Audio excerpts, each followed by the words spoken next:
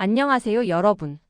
우리가 겨울 간식하면 떠올리는 시장 음식들 있죠. 호떡, 찐빵, 찹쌀 도넛, 붕어빵, 추운 날씨에 김이 모락모락 나는 그 음식들 한 입 먹으면 달콤하고 따뜻해서 정말 행복하잖아요. 하지만 그 행복이 여러분의 건강에는 지옥의 신호탄이 될 수도 있어요.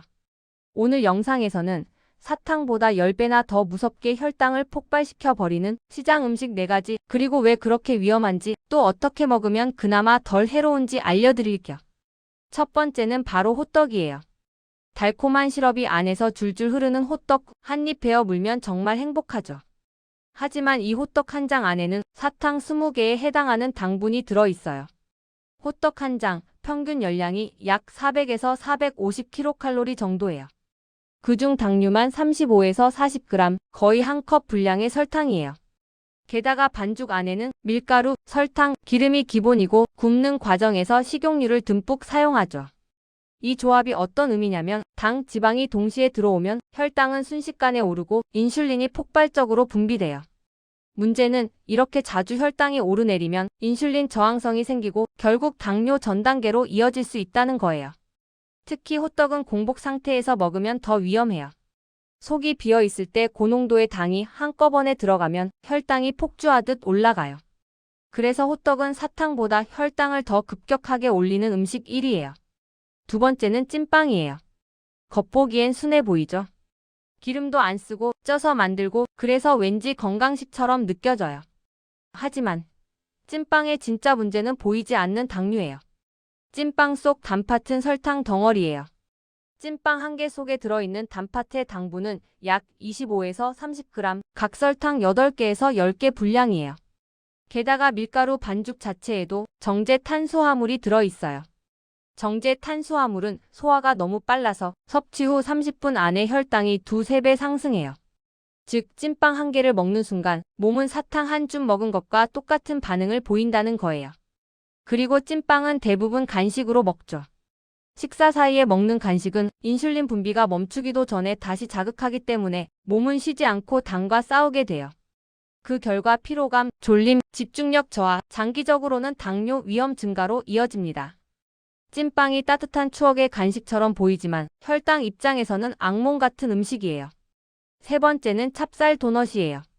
이건 말이 필요 없어요. 기름에 튀긴 탄수화물, 설탕 코팅, 찹쌀의 고당지수, 당뇨 유발의 3박자예요. 찹쌀은 일반 쌀보다 혈당 지수가 2배 이상 높아요. 거기다가 튀기면서 산화된 기름이 몸속 염증을 유발하죠. 이 염증은 인슐린의 작용을 방해하고 지속되면 혈당 조절 기능이 망가져요. 찹쌀 도넛 한 개의 칼로리는 약 350에서 400kcal, 당류는 30g 이상이에요. 특히 시장에서 갓 튀긴 찹쌀 도넛은 바삭하고 달달해서 한 번에 2~3개는 기본이죠. 그렇게 먹으면 밥 한 공기, 콜라 한 캔과 비슷한 혈당 폭탄이에요. 게다가 기름에 튀긴 음식은 먹고 나서 혈당이 천천히 떨어지기 때문에 그 다음 식사 때도 혈당이 높게 유지돼요. 그래서 찹쌀 도넛은 한 번만 먹어도 혈당 롤러코스터를 만드는 대표 음식이에요. 마지막 4번째는 붕어빵이에요. 정말 추운 날 길거리에서 빠질 수 없는 간식이죠. 겉은 바삭, 속은 달콤한 팥, 가격도 저렴하고 손에 쥐기만 해도 따뜻해서 많은 분들이 매일 1~2개씩 드시죠. 그런데 붕어빵 한 개에는 약 220에서 250kcal, 당류는 25g 이상이에요.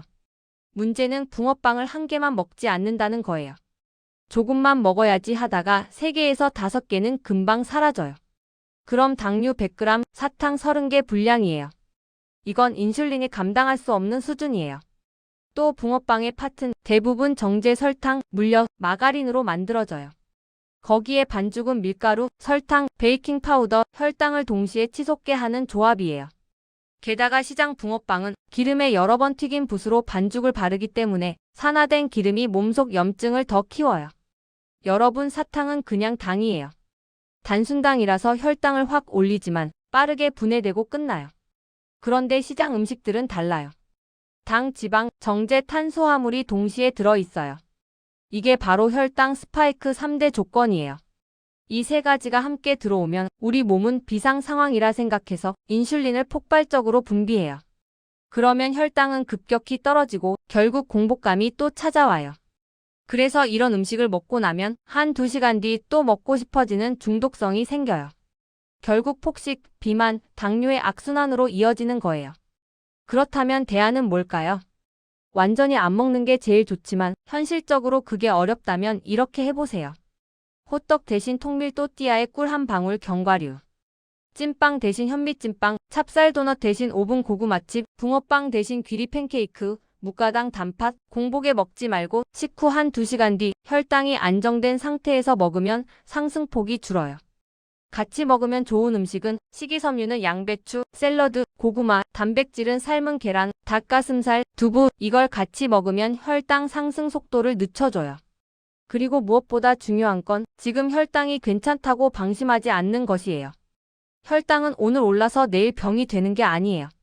매일매일 쌓이는 습관이 결국 당뇨로 이어지는 거예요. 당을 줄이면 피로가 줄고 붓기가 빠지고 무엇보다 몸이 가벼워지는 걸 직접 느끼실 거예요. 오늘 영상이 도움이 되셨다면 좋아요와 구독으로 함께 해주세요.